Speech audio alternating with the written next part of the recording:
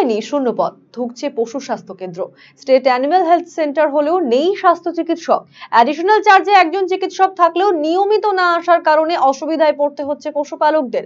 শুধু তাই নয়, ডালখোলার এই পশু স্বাস্থ্য কেন্দ্রে একজন করে স্থায়ী ফার্মাসিস্ট, এলডিএ এবং একজন গ্রুপ ডি স্টাফ থাকার কথা, কিন্তু এই সব পোস্টও বহুদিন থেকেই ফাঁকা রয়েছে। চিকিৎসকের অনুপস্থিতিতে বর্তমানে পশু মিত্রকেই সব কাজ সামাল দিতে হয় বলে দাবি স্থানীয় পশুপালকদের। প্রতিদিন গড়ে প্রায় 30টিরও বেশি পশু এই স্বাস্থ্য কেন্দ্রে চিকিৎসা পরিষেবা নিতে আসে, কিন্তু চিকিৎসককে না পেয়ে তাদের বাধ্য হয়ে যেতে হয় অন্যত্র। ফলে স্থানীয় পশুপালক থেকে সকলকেই সমস্যায় পড়তে হচ্ছে। এই সমস্যার দ্রুত সুরাহার দাবি জানিয়েছেন সকলে। কিছুদিন আগে দুটা কুকুর পুষছিলাম। আমি একজন পশুপ্রেমী, কিন্তু দুইটা কুকুর চিকিৎসার অভাবে ডালখোলা একটা স্টাফ নেই, ডাক্তার নেই, মানে পার্মানেন্ট এখানে আসে অন্য জায়গার থেকে এখানে বসে, তা তো সেরকম ডাক্তার না, মানে কম্পাউন্ডার, সেরকম চিকিৎসা দিতে না পারায় আমার দুইটা কুকুরই মারা গেছে। বর্তমানে আমি ডাক্তারের অভাবে আর কুকুর পুষছি না।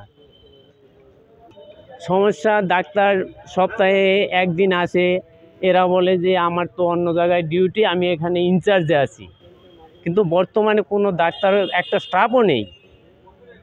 কারণ আমাদের এখানে পৌরসভা থাকা সত্ত্বেও মানে এখানে আমাদের ডালখোলা যে হসপিটালটা আছে এইটা হলো মেন, তা সত্ত্বেও এখানে ডাক্তার নেই। দাবি করছি এখানে আমাদের অবশ্যই একটা ভালো ডাক্তার দেওয়া দরকার। আমাদের এখানে অনেক পশুপ্রেমী আছে, এরা খুব ভুক্তভোগী। এখানে যদি না পায় তাহলে পূর্ণিয়া যেতে হয়, করণদিঘি যেতে হয়, অসুরাগড় যেতে হয়। এই স্বাস্থ্য কেন্দ্রটিতে স্থায়ী চিকিৎসক না থাকায় অসুবিধার কথা স্বীকার করে নিয়েছেন বিএলডিও ডক্টর জয়ন্ত কুমার রায়। পাশাপাশি স্বাস্থ্য কেন্দ্রের এই সমস্যা নিয়ে ঊর্ধ্বতন কর্তৃপক্ষের সাথে কথা বলা হয়েছে বলে জানিয়েছেন জয়ন্ত বাবু। এ বিষয়ে তিনি ঠিক কি জানিয়েছেন শোনাবো আপনাদের। দেখুন, এটা স্টেট জেনারেল হসপিটাল। এই হসপিটালের মেন দায়িত্বে থাকেন আমাদের ডেপুটি ডিরেক্টর সাহেব। এখানে চার্জে ডাক্তারবাবু আছেন এবং কোনো স্টাফও এখানে নেই। এখানে যদি কেউ এই থেকে একটা পার্মানেন্ট ডাক্তারবাবু থাকেন তাহলে পরে কী হচ্ছে, প্রত্যেকে পরিষেবা পেতে সুবিধা হয়।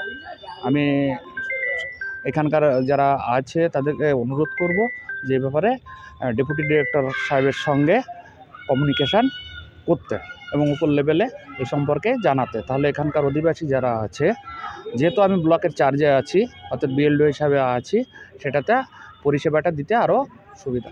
হ্যাঁ, আমি আমার পক্ষ থেকে ঊর্ধ্বতন কর্তৃপক্ষকে জানিয়েছি যে এখানে এই সমস্যাগুলো হচ্ছে।